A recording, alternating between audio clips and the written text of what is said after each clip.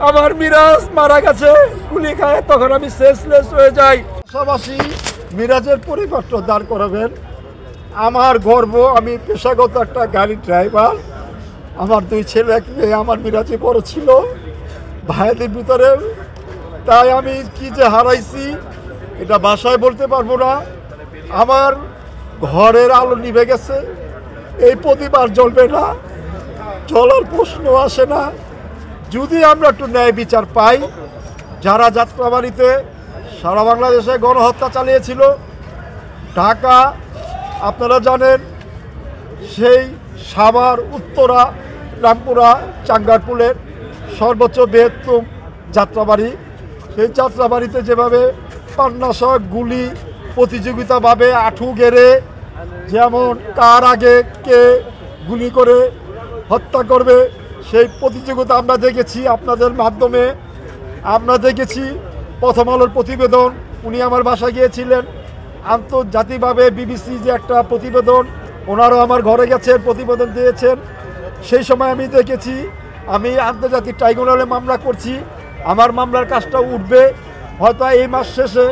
আশা করি আমাদের শহীদ পরিবার কোনো একটা মামলার যাতে বিচার পায়, আমরাও বিচার পেয়েছি, এটুকু আমার দৃঢ় বিশ্বাস।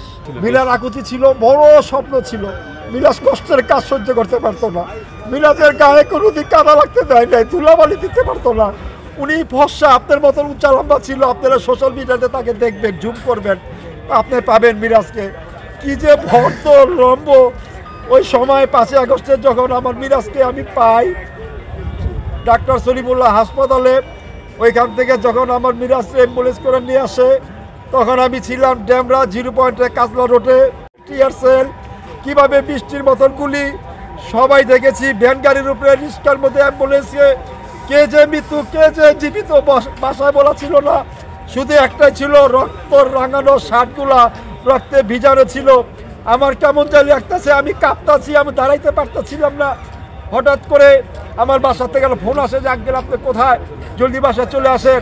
আমার বাসার সামনে দেখি আমার বাসায় অনেক লোকজনের ভিড়, একটা অ্যাম্বুলেন্স দেখা যায়।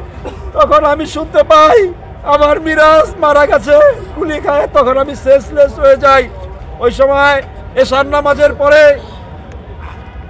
যে আমার মিরাজের জানাজাটা হয়েছিল, আমি যদি সেই সময় মুসল্লি গণতাম, অন্তত 5000-এর উপরে সেই মুসল্লি হয়েছিল আমাদের এলাকার ভিতরে। শিল্পপতি, আমি সর্বোচ্চ বিচার চাচ্ছি, এবং বিচারের রায় যাতে ঘোষণা থাকে, বহাল থাকে, কার্যকর হয়, সেইটার জন্য আজকে আমি আন্তর্জাতিক ট্রাইব্যুনালে আমি ঝুঁকি নিয়ে আমি এখানে এসেছি।